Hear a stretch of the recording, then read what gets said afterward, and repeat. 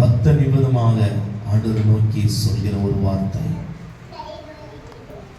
உமது வேதத்துள்ள அதிசயங்களை நான் பார்க்கும்படிக்கு கர்த்தாவே என் கண்களை திறந்தார். உம்முடைய அதிசயங்களை பார்க்கும்படிக்கு கர்த்தாவே என் கண்களை திறந்தருளும். நம் தேவனாகிய கர்த்தர் அவர் அதிசயங்களின் தேவனாகி இருக்கிறார். அவர் ஆச்சரியங்களில் நிறைகிற தேவனாகி இருக்கிறார். பலன் இல்லாதவனுக்கு பலத்தையும் சத்துவம் இல்லாதவனுக்கு சத்துவங்களையும் பெருக செய்கிற தேவன்.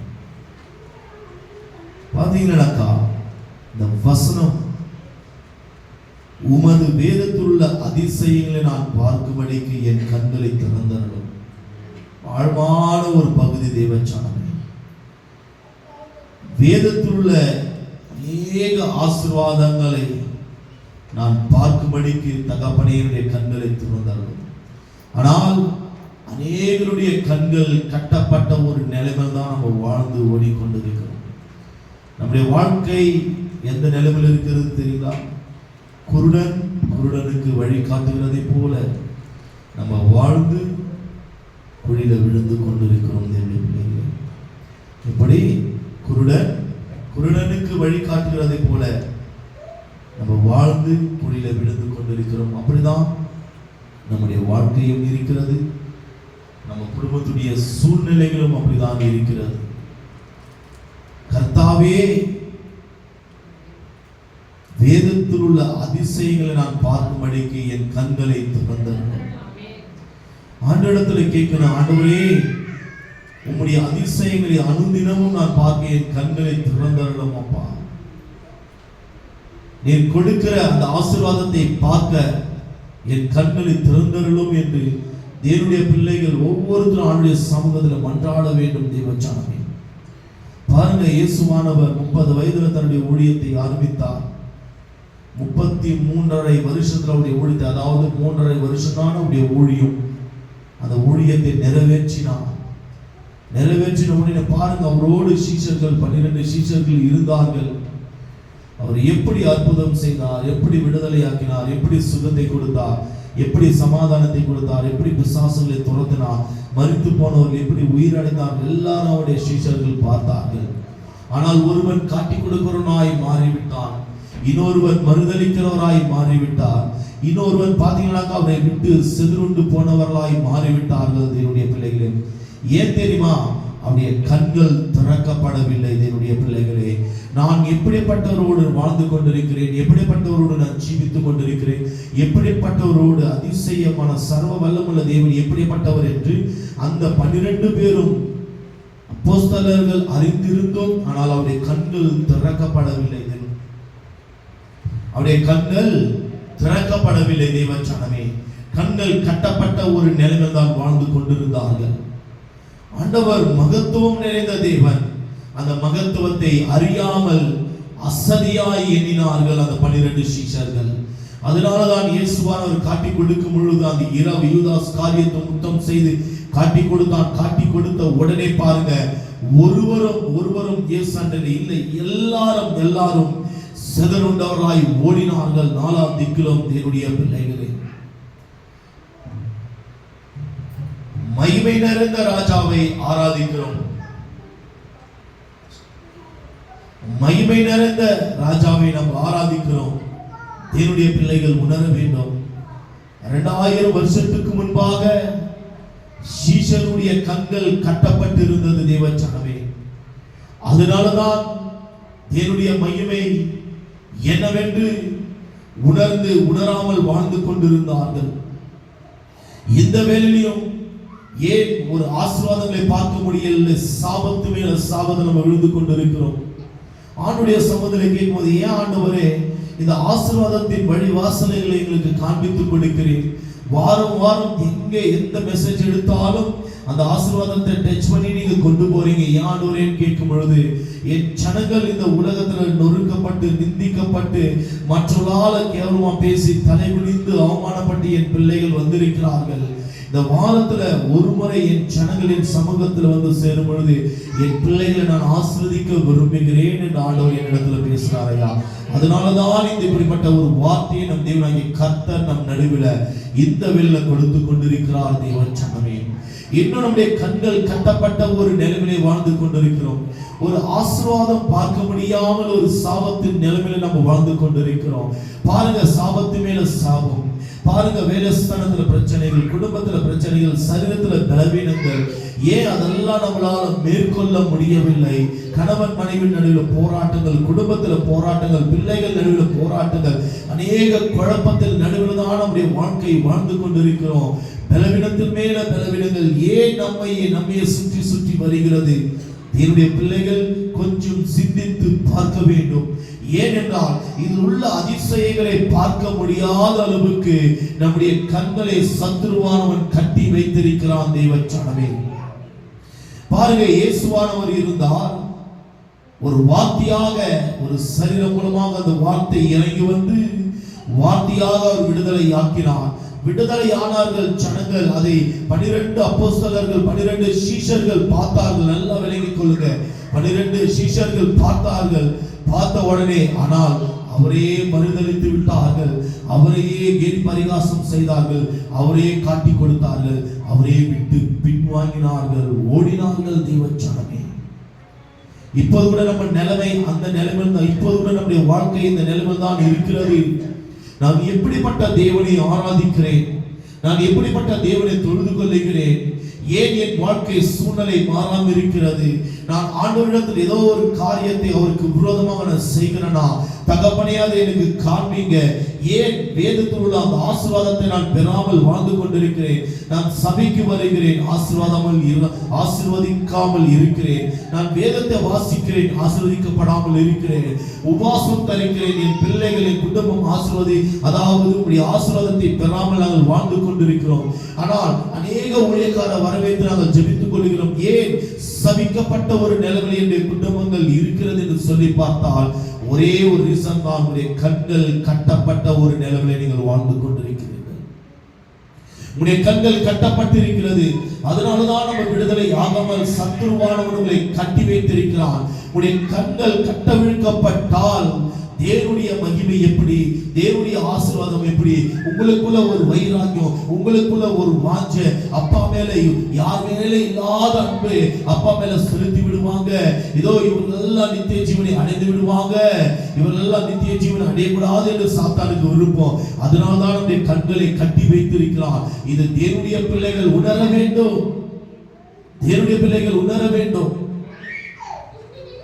சீஷர்கள் இயேசுவோடு உலாவிக் கொண்டிருந்தார்கள். கண்கள் கட்டப்பட்ட ஒரு நிலையில் உலாவிக் கொண்டிருந்தார்கள்.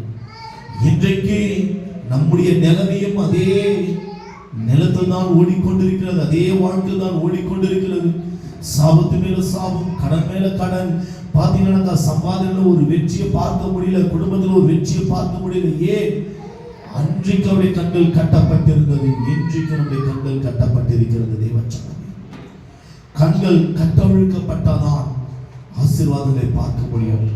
கண்களை மூடி பாருங்க, ஏதாவது ஒரு துணிகளை எடுத்து உடைய கண்களை கட்டி பாருங்க. எங்கே எந்த பொருள் இருக்கிறது? ஒரு புதிய வீட்டுக்குள்ள கொண்டு போய் உங்களை விடுகிறேன், ஒரு புதிய இடத்துல. ஏன்னா நீங்க பழைய உங்க கூடாரத்துக்குள்ள விட்டாக்கா இந்த இடத்துல டிவி இருக்கு, இந்த இடத்துல சோஃபா இருக்கு, இந்த இடத்துல சாமானுங்க, இந்த இடத்துல பொருட்கள் இருக்கிறது நீங்க கண்டுபிடித்துருவீங்க. ஆனால் அதே உங்களை புது கூடாரத்துக்குள்ள புதிய இடத்துக்குள்ள நான் கொண்டு போய் விடுகிறேன். உங்களுடைய கண்கள் கட்டப்பட்டு நீங்கள் கரெக்டா இந்த இடத்துல இது இருக்கிறது சொல்ல முடியுமா? சொல்ல முடியாது. அதே வண்ணமாக தான் இந்த வேளை நம்முடைய கண்கள் கட்டவிழ்க்கப்பட்டால் அநேக ஆசீர்வாதங்கள், வேதத்தில் உள்ள ஆசீர்வாதங்கள் அனைத்தையும் நம்ம பெற்றுக்கொள்ள. கண்கள் கட்டவிழ்க்கப்பட்டால் எந்தெந்த இடத்துல எப்படியெல்லாம் ஆசீர்வாதத்தை நம்ம பெற்றுக்கொள்ளுவோம். ஆராதனை வேலை எப்படிப்பட்ட ஆசீர்வாதங்கள் உண்டு, காணிக்கை பகுதியில் எப்படிப்பட்ட ஆசீர்வாதங்கள் உண்டு, துதிகள் மூலியமாக, ஸ்தோத்திரங்கள் மூலியமாக எப்படிப்பட்ட ஆசீர்வாதங்கள் உண்டு, நம்ம ஜெபிக்கிறது மூலியமாக எப்படிப்பட்ட ஆசீர்வாதங்கள் உண்டு, வேதத்தை தியானிக்கிறது மூலியமாக எப்படிப்பட்ட ஆசீர்வாதங்கள் உண்டு, ஆண்டுகிறது தேடுகிறது நிமித்தம் எவ்வளவு நன்மைகள் நமக்கு உண்டு, நம்ம குடும்பங்கள் எப்படி சாபக்கட்டிலிருந்து முறியடிக்கப்படும், நம்ம குடும்பம் எப்படி வியாதியிலிருந்து விடுதலை ஆக்குவது என்று எல்லாமே ஈஸியாக கண்டுபிடிச்சிடலாம். தேவச்சனம் கண்கள் கட்டவிழ்க்கப்பட்டார். நம்ம கண்கள் கட்டப்பட்டு ஒரு இடத்துல நின்றிருக்கிறோம், ஏதோ ஒரு கூடாரத்தில் நின்றிருக்கிறோம். அதனாலலாம் நம்ம தடவி கரங்களை வைத்து, ஓ இது மேஜர், கட்டில், இது சோஃபா, இது டைனிங் டேபிள் என்று ஏதோ நம்ம தொட்டு பார்த்து கொண்டிருக்கிறோம். கண்கள் கட்டவிழ்க்க வேண்டும். தேவச்சனமே கண்கள் கட்டவிழ்க்கப்பட வேண்டும். எடுத்துக்கொள்ளலாம் அப்போஸ்தலர் 9ஆம் அதிகாரம், புதிய ஏற்பாடு, ஆக்ட்ஸ் சாப்டர் 9, 9ஆம் அதிகாரம் எடுத்துக்கொள்ளுங்கள். 3வது வசனத்தில் நம்ம படிக்கலாம். அப்போஸ்தலர் 9. அவன் பிரயாணமாய் போய் தமஸ்குவுக்கு சமீபித்தபோது சடுதியிலே வானத்திலிருந்து ஒரு ஒளி அவனை சுற்றி பிரகாசித்தது. சரி, ஒன்றிலிருந்து அப்படி படிச்ச பார்த்தீங்க.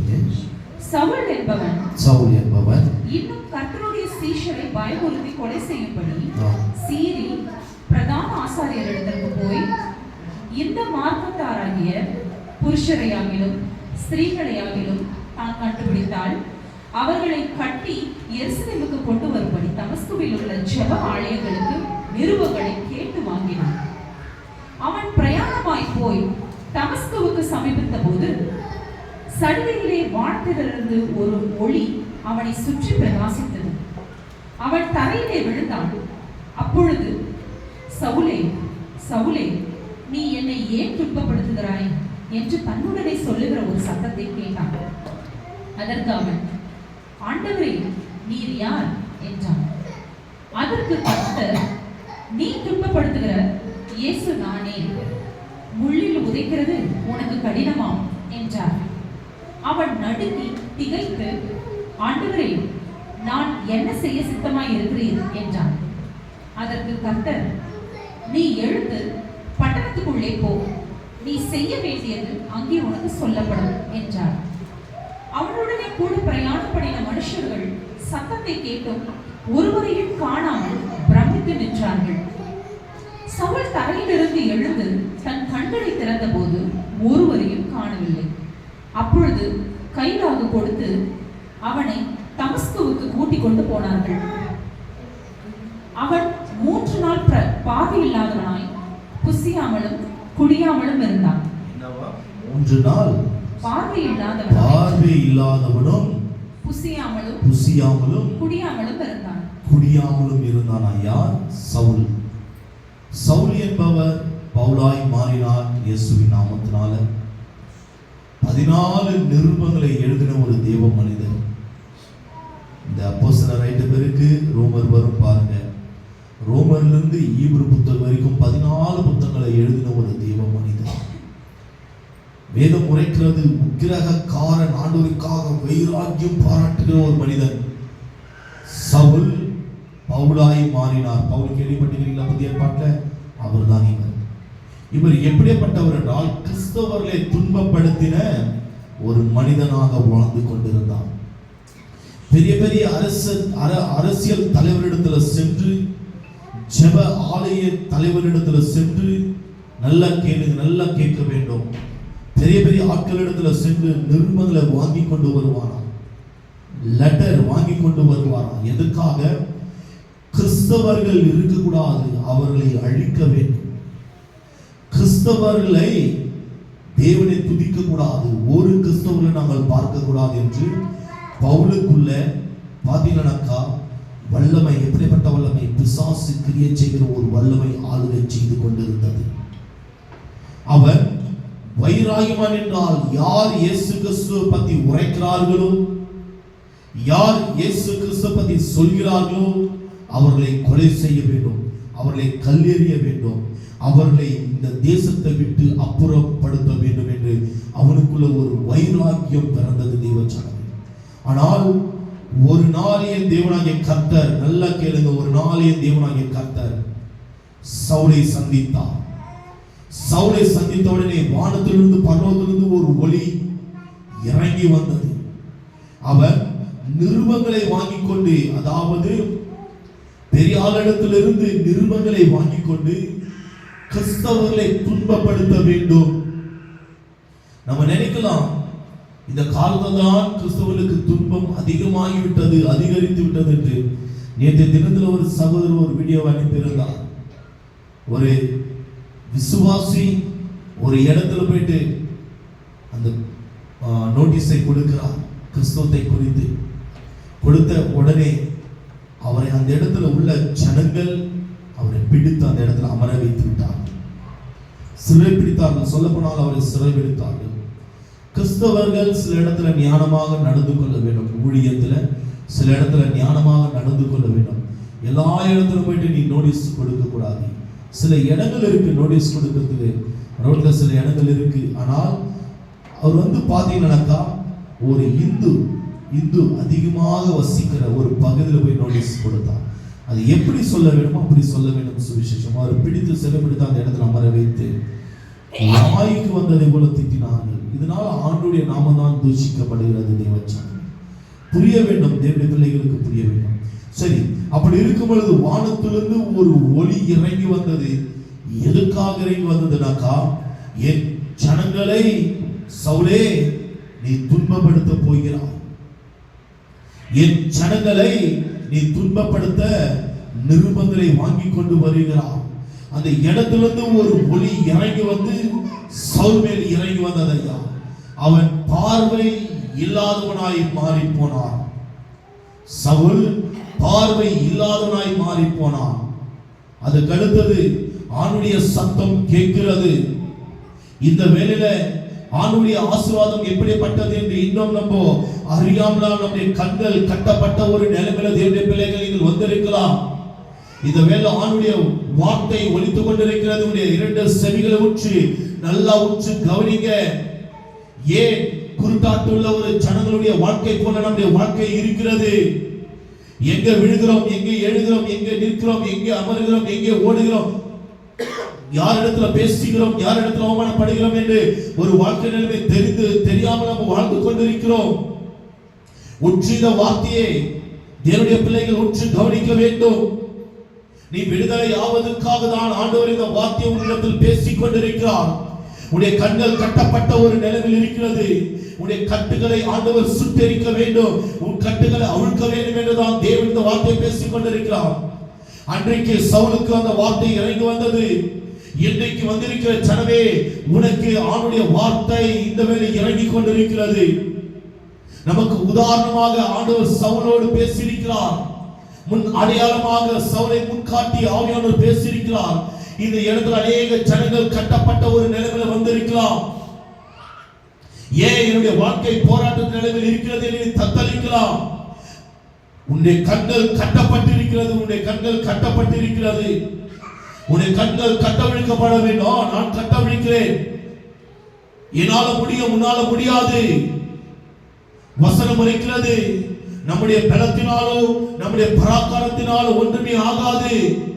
எல்லா தேவ ஆவினால் தான் கூடும், எல்லா தேவனுடைய பலத்தினால் தான் கூடும், எல்லா அவரால் தான் கூடும். அவரால் கூடாத காரியங்கள் ஒன்றுமில்லை. நம்முடைய பலத்தினால் எதுவுமே கூடாது. நம்ம நினைக்கலாம், என் கண்கள் கட்டப்பட்டிருக்கிறது, நான் போறேன் ஏசப்பா என்று ஜெபிக்கிறேன், ஏசப்பா இன்னைக்கு என் கண்கள் அவிழ்த்து விடுவார். இல்ல, ஏன் இவ்வளவு நாள் உன் கண்கள் கட்டுகள் அவிழ்க்கப்படல? இவ்வளவு நாளாய் நம்ம வாழ்ந்து கொண்டிருந்தோம், கிறிஸ்தவர்களாய் ராபோஜனம் எடுக்கிறோம். ஏன்? வார்த்தை கேட்க வேண்டும். முற்று தேவனுடைய பிள்ளைகள், இது மகிமையான ஒரு இடம், இது மகத்துவமான ஒரு இடம். தேவனுடைய பிள்ளைகளே, அவனுடைய வார்த்தை ஒலித்துக் கொண்டிருக்கிறது. அன்றைக்கு ஒரு ஒளியாய் இறங்கி வந்தது, இன்றைக்கு அக்னியாய் இந்த வார்த்தை ஒவ்வொரு நடுவிலும் இறங்கி கொண்டிருக்கிறது. ஒவ்வொருடைய உள்ளத்திலும் இந்த வார்த்தை இறங்கி கொண்டிருக்கிறது. தேவச்சனமே, ஒவ்வொருக்கு மேலும் இந்த வார்த்தை இறங்கி கொண்டிருக்கிறது. அன்று சவுலிடத்தில் பேசின அதே வார்த்தை தான் இன்றைக்கு உன்னிடத்திலும் என்னிடத்திலும் ஆவியானவர் பேசிக் கொண்டிருக்கிறார்.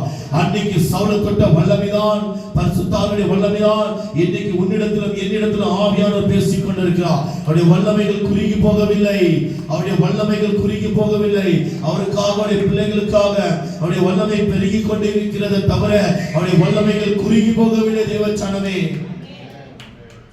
உணர வேண்டும் தேவனுடைய பிள்ளைகள். எப்படியா ஒரு ஒளி இறங்கி வந்தது, கண்கள் குருடாக்கப்பட்டது. ஒரு சத்தம் கேட்கிறது. இப்படி ஒரு சத்தம் கேட்கிறது. படிங்க 6வது வசனம் படிங்களா. அவன் நடுங்கி திகைத்து ஆண்டவரே பாருங்க, ஒரு சத்தம் வருகிறது. இவன் ஆன்சர் பண்ணுகிறான், நான் என்ன செய்ய சித்தமாய் இருக்கிறேன். அதற்கு கர்த்தர் நீ எழுந்து பட்டணத்துக்குள்ளே போ, நீ செய்ய வேண்டியது அங்கே உனக்கு சொல்லப்படும் என்றார். பாருங்க, நீங்கள் செய்ய வேண்டியதை இதுதான். இதனுடைய வார்த்தைக்கு நீ கீழ்ப்படிந்தால் சாபங்களை மேற்கொள்ளாது. பரிசுத்த வார்த்தைக்கு நீ கீழ்ப்படிந்தால் எந்த பிரச்சனைகளுடைய மேற்கொள்ளாது. நீதான் பிரச்சனைகளை சாபங்களையும் மேற்கொள்ளுவாய். அதுக்கு அடுத்தது பிரயாணம் பண்ணின மனுஷர்கள் சத்தத்தை கேட்டும் ஒருவரையும் காணாமல் பிரமித்து நின்றார்கள். சவுல் தரையிலிருந்து எழுந்து, அவர் விழுந்து கிடக்கிறார், தரையில் விழுந்து கிடக்கிறார். தரையிலிருந்து எழுந்து தன் கண்களை திறந்தபோது கண்களை திறந்து பார்க்கிறாராம், ஒருவரையும் காணவில்லை. அப்பொழுது கையிலாக கொடுத்து அவனை தமஸ்குவுக்கு கூட்டிக் கொண்டு போனார்கள். அவன் 3 நாள் பார்வை இல்லாதவனாய் புசியாமலும் குடியாமலும் இருந்தான். பார்வை இல்லாதவனாய் 3 நாட்கள் சவுல் வாழ்ந்து கொண்டிருந்தார். இந்த வேளையில பார்வை இல்லாதவர்களா எத்தனை பேர் நம்ம வாழ்ந்து கொண்டிருக்கிறோம்? சொல்லுங்க பார்க்கலாம். அநேக கிறிஸ்துடைய வாழ்க்கை வசனத்தை போலதான் நம்ம வாழ்ந்து கொண்டிருக்கிறோம். அநேக கிறிஸ்துடைய வாழ்க்கை இந்த வசனத்தை போலதான் நம்முடைய வாழ்க்கை இருக்கிறது. பார்வை இல்லாத ஒரு வாழ்க்கை போல வாழ்ந்து கொண்டிருக்கிறோம். ஆண்டுடைய ஒளி உன் மேல் இறங்க அவர் காத்துக் கொண்டிருக்கிறார். ஆண்டுடைய ஒளி உன் மேல் இறங்குவர் அவர் காத்துக் கொண்டிருக்கிறார். தேவச்சனமே, 3 நாள் பார்வை இல்லாத ஒரு வாழ்க்கையை வாழ்ந்தார் சவுல். அதுக்கு அடுத்தது படிக்கலாம் 17, 18, 19 அதிலே அந்த வசனத்தில். உடனே அவன் கண்களில் இருந்து மீன் செதில்கள் போன்றவைகள் விழுந்தது. மீன் செதில்களை போல விழுந்தது. அவன் பார்வை அடைந்து எழுந்திருந்து ஞானஸ்நானம் பெற்றான். பின்பு அவன் போஜனம் பண்ணி பலப்பட்டான். பாத்தீங்களா, பலப்பட்டான். மீன் சதிலை போல உடைய கண்கள் கட்டப்பட்டிருக்கிறது. ஆண்டவர் எப்படிப்பட்டவர்? நம் ஆராதிக்கிற தேவன் எப்படிப்பட்டவர்? நம் தொழுது கொள்கிற தேவன் எப்படிப்பட்டவர்? நமக்காக ஜீவனை கொடுத்தவர் எப்படிப்பட்டவர்? அவர் தேவ தூதர்களுக்காகவும், மரங்கள், செடி, கொடிகள், காற்றுகளுக்காகவும், சமுத்திரங்கள், மலைகளுக்காகவும், குன்றுகளுக்காகவும், பள்ளத்தாக்குகளுக்காகவும், நாட்டு மிருகங்கள், காட்டு மிருகங்கள், ஊரும் பிராணிகளுக்காகவும் ஜீவனை கொடுக்கவில்லை. அவர் இந்த மனித குலத்தை நேசித்தார். மனித குலத்து மேல் அன்பு செலுத்தினார். அவர் உயிருக்கு மேலாக இந்த மனித குலத்தை அன்பு காட்டினார். அதனால தன்னுடைய ஜீவனை கொடுத்தார். ஐயா, எப்படியா நம்மளை எந்த அளவுக்கு ஆண்டவர் நேசிக்கிறார் தெரியுமா? நம்முடைய உயிருக்கு அவருடைய உயிருக்கு மேலாக ஆண்டவர் உன்னையும் என்னையும் நேசிக்கிறார். ஐயா, எப்படி அவருடைய உயிருக்கு மேலாக நம் தேவனாகிய கர்த்தர் உன்னையும் என்னையும் நேசிக்கிறார்.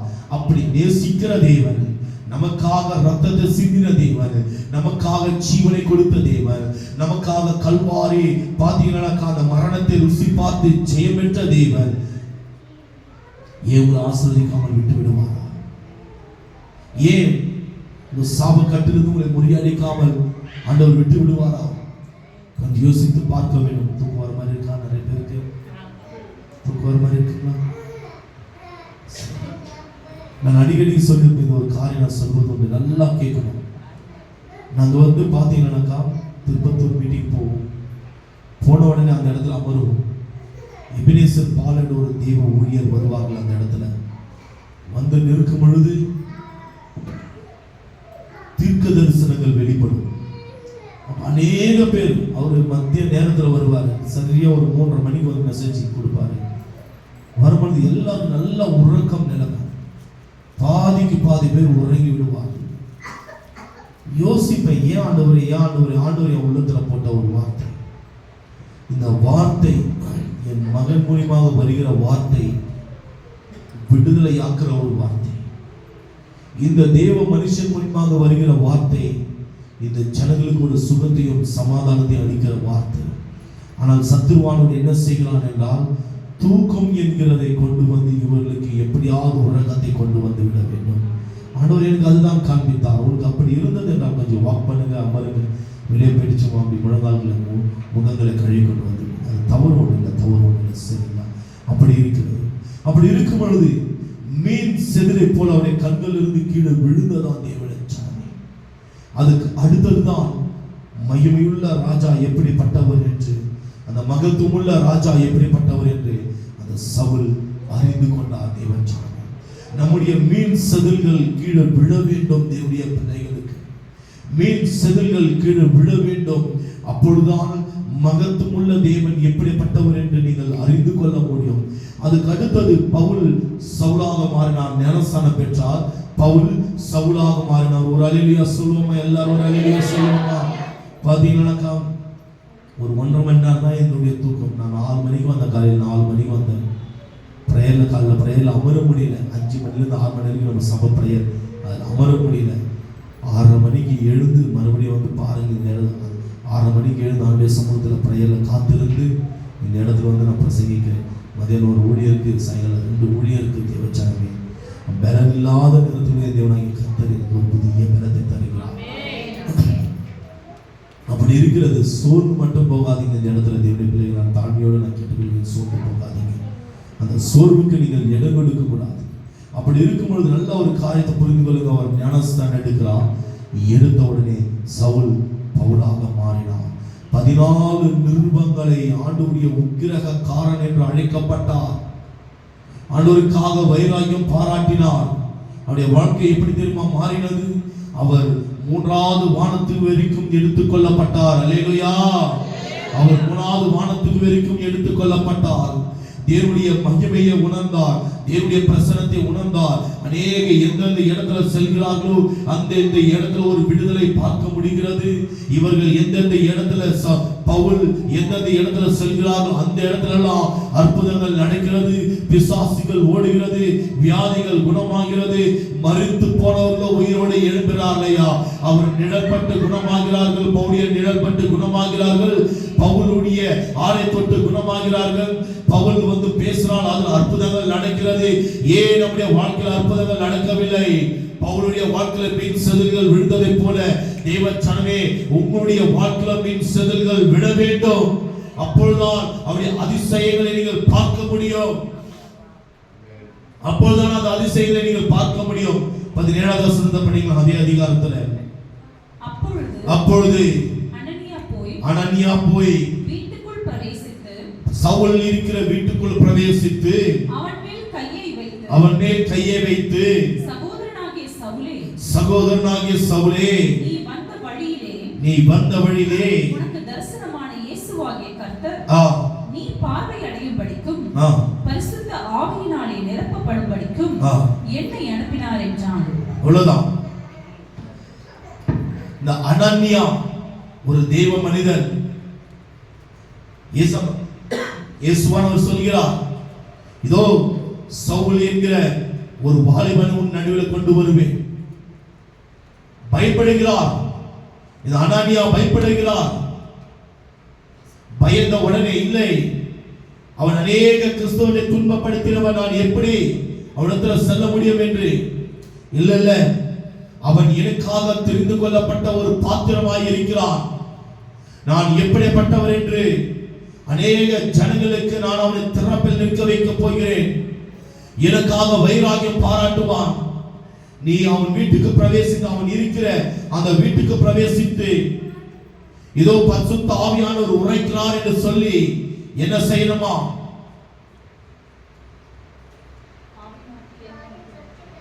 கர்த்தர் நீ பார்வையிடும்படி என்னை அனுப்பினார். தேவ ஜனமே, ஆண்டவர் கொடுத்த ஒரு வார்த்தை இந்த காலை வேளையில ஆண்டவர் ஊழியக்காரர்களாகிய என்னை அனுப்பியிருக்கிறார் உங்கள் பார்வையிட செய்யும்படி. மேன்மை பாராட்டுவது எங்களிடத்தில் ஒன்றுமில்லை. ஆண்டவருடைய சமூகத்தில் காத்திருக்கும் பொழுது, அதாவது என் ஆத்துமாவே கர்த்தரை ஸ்தோத்திரி, என் முழுமே பரிசுத்த நாமத்தை ஸ்தோத்திரி, என் ஆத்துமாவே கர்த்தரை ஸ்தோத்திரி, கர்த்தர் செய்த சகல நன்மைகளும் மறவாதே. இதை குறித்தான மெசேஜா கொடுக்கலாம் என்று நினைத்தேன். ஆத்துமா எப்படி கர்த்தரை ஸ்தோத்தரிக்க வேண்டும், ஆத்துமா எப்படி கர்த்தரை துதிக்க வேண்டும், எப்படி அவர் செய்த நன்மைகளை மறக்காமல் நாம் வாழ வேண்டும் என்று தேவனுடைய பிள்ளைகளே, அதுக்கு உதாரணமாய் 10 குருடர்களை ஆண்டவர் 10 குஷ்டரோகிகளை ஆண்டவர் கொண்டு வந்து வைக்கிறார். அதுல 10 குஷ்டரோகிகள் ஆண்டவரிடத்தில் வரும்பொழுது ஆண்டவர் விடுதலை ஆக்குறார். நீங்க போகும்பொழுது உங்களுக்கு ஒரு விடுதலை என்று ஆண்டவர் உரைக்கிறார். அது ஒரே ஒருவன் மாத்திரம் வந்து ஆண்டவரிடத்தில், ஆண்டவரே இதோ நான் விடுதலை ஆகிவிட்டேன் என்று புற ஜாதியான ஆண்டவரிடத்தில் சொல்கிறார். ஆண்டவர் பார்த்து கேட்கிறார், 10 பேர் அல்லவா நான் அனுப்பி வைத்தேன், அதுல ஒருவன் மாத்திரம் திரும்பி வருகிறார் என்று. இவன் விசுவாசம் பெரியது என்று ஆண்டவர் சொல்கிறார். அதை குறித்து நான் உங்களிடம் பேசலாம் என்று நினைத்தேன். ஆனால் ஆண்டவர் இந்த வேளையில சவுலுடைய கண்களை நான் எப்படி திறந்தனோ, என் ஜனங்களுடைய கண்களை நான் திறக்க காத்திருக்கிறேன். சவுலுடைய கண்கள் நான் எப்படிப்பட்டது என்று என்னை பார்க்க, இதை என்னை நோக்கி பார்த்ததோ, அதே மாதிரி என் ஜனங்கள் நான் எப்படி அதிசயமான தேவன், நான் எப்படி ஆச்சரியமான தேவன், நான் எப்படி வல்லமையுள்ள தேவன், நான் எப்படி விடுதலை ஆக்குற தேவன், நான் எப்படி சமாதானத்தை கொடுக்கிறேன் என்று என் ஜனங்கள் அறிய வேண்டும். நீ போய் சொல்லு என்று ஆண்டவர் என்னிடத்தில் சொல்லி அனுப்பித்தார் ஐயா. அதுதான் இந்த வார்த்தை தேவ ஜனமே, அதுதான் இந்த வார்த்தை. நம்ம அநேக பிரச்சனைக்குள்ள இருக்கலாம், இல்ல அநேக பிரச்சனை புதுசாக தொடர்ந்து வரலாம். ஆனால் ஆண்டவர் சொல்கிறார், ஆண்டவர் என்னை அனுப்பி வைத்திருக்கிறார். எதற்காக தெரியுமா? அந்த பிரச்சனைகளை முறியடிக்க, அந்த போராட்டத்தை முறியடிக்க. அல்லேலூயா. எப்படிப்பட்ட சூழ்நிலைகளாக இருந்தாலும் அவரால் கூடும் ஐயா. எப்படிப்பட்ட பிரச்சனைகளாக இருந்தாலும் என் நேசரால கூடும். என் நேசரால கூடாத காரியம் ஒன்றுமே இல்லை. என் நேசரால கூடாத காரியங்கள் ஒன்றுமே இல்லை. என் நேசரால கூடாத காரியம் ஒன்றுமே இல்லை. தேவ ஜனமே, எல்லாமே அவரால் கூடும், எல்லாமே அவரால் கூடும். ரொம்ப கொடுமையான ஒரு மனுஷன் இந்த சவுல். அவரை தொட்டு ஆண்டவர் ஊழியத்துக்கு என்று பிரயோஜனப்படுத்தி அவரையும் தொட்டு அவர் மூலமாக அநேக ஜனங்களை ஆண்டவர் ஆசீர்வதித்திருக்கிறார். உங்களுடைய கண்கள் கட்டவிழ்க்கப்பட்டிருக்கிறது. மீன் செதில்கள் இந்த வார்த்தை மூலமாக உங்களுடைய கண்கள் இருந்து மீன் செதில்கள் கீழே விழுந்தது. உங்கள் மூலமாக உங்களுடைய குடும்பங்கள் ஆசீர்வதிக்கப்படும். உங்கள் மூலமாக உங்களுடைய பிள்ளைகள் ஆசீர்வதிக்கப்படுவார்கள். உங்கள் மூலமாக உங்கள் கர்ப்பத்தின் கனிகள் ஆசீர்வதிக்கப்படும். உங்கள் மூலமாக கட்டுண்ட மக்கள் விடுதலை ஆவார்கள். உங்கள் மூலமாக கட்டவிழ்க்க முடியாமல் கண்ணீரின் பாதையில் வாழ்ந்து கொண்டிருக்கிறவர்களே, உங்கள் மூலமாக அவருடைய கண்ணீரை ஆண்டவர் துடைக்க காத்திருக்கிறார். தேவ ஜனமே, உங்களுடைய எல்லைகளை ஆண்டவர் விஸ்தாரமாக்குவார். என்ன தெரியல, ஆண்டவர் அடிக்கடி சொல்வது ஒரு காரியம். யாபேசுடைய எல்லைகளை விஸ்தாரமாக்கின தேவனுடைய கிருபை, யாபேசை ஆசீர்வதித்த தேவனுடைய கிருபை. எங்க போனாலும் ஆண்டவர் இதே வார்த்தையை கொடுக்கிறீங்க. எந்த இடத்துல பார்த்தாலும் யாபேசை ஆசீர்வதித்த வண்ணமாகவே, அவருடைய எல்லைகளை விஸ்தாரமாக்கினது வண்ணமாகவே. எதுக்கென்று தெரியல, நான் அதிகமாக அதை நான் வாஞ்சிக்கிறேன். அதிகமாக அந்த வசனத்தை நாவல் ஆண்டவர் கொடுக்கிறார். அதிகமாக எதுக்கென்று தெரியல, ஒருவேளை ஆண்டவர் சபைகளை விஸ்தாரமாக்குகிறாரோ, ஒருவேளை ஊழியத்தை ஆண்டவர் விஸ்தாரமாக்குகிறாரோ, இல்ல ஒருவேளை தேவனுடைய பிள்ளைகள் ஆண்டவர் விஸ்தாரமாக்குகிறாரோ, கர்த்தர் ஒருவர் அறிகிறவராய் இருக்கிறார். தேவ ஜனமே, கர்த்தர் ஒருவர் அறிகிறவராய் இருக்கிறார். தேவன் மகிமை நிறைந்த தேவன் ஐயா, மகிமை நிறைந்த தேவன். உடைய மீன் செதில்கள் கீழே விழுந்தால்தான் மகிமையுள்ள ராஜாவை நீங்கள் பார்க்க முடியும். அதுக்கு நீங்க ஒப்பு கொடுக்கணும் ஆண்டவரிடத்தில். ஆண்டவரே, சவுல் ஒப்பு கொடுத்தார், நான் என்ன செய்ய வேண்டும் ஆண்டவரே? ஒப்பு கொடுத்தார். இந்த வேளை ஆண்டவரே, நான் என்ன செய்ய வேண்டும் ஆண்டவரே? நீங்கள் ஒப்பு கொடுக்க வேண்டும். தேவனுடைய பிள்ளைகள், ஆண்டவரே நீங்க சொல்லுங்க, நான் கேட்கிறேன். கர்த்தாவே சொல்லும், அடியேன் கேட்கிறேன். நீங்க சொல்லுங்க அப்பா, நான் கேட்கிறேன். நீங்க சொல்லுங்க. உங்களுடைய மகத்துவங்களை நான் அறிய வேண்டும், உங்களுடைய ஆசீர்வாதங்களை நான் அறிய வேண்டும். வேதத்தில் உள்ள ஆழத்தின் ரகசியங்களை, ஆழமான ஆசீர்வாதங்களை நான் பெற்றுக்கொள்ள வேண்டும். தகப்பனே, நீங்க சொல்லுங்க அப்பா, நான் கேட்கிறேன், நான் கேட்கிறேன். எல்லாரும் எழுந்து நின்று கண்களை மூடி நம்ம ஜெபிக்கலாம். ஒரு 2 நிமிஷம் நம்ம ஜெபிக்க போகிறோம். நன்றி. தேங்க்யூ. Jesus.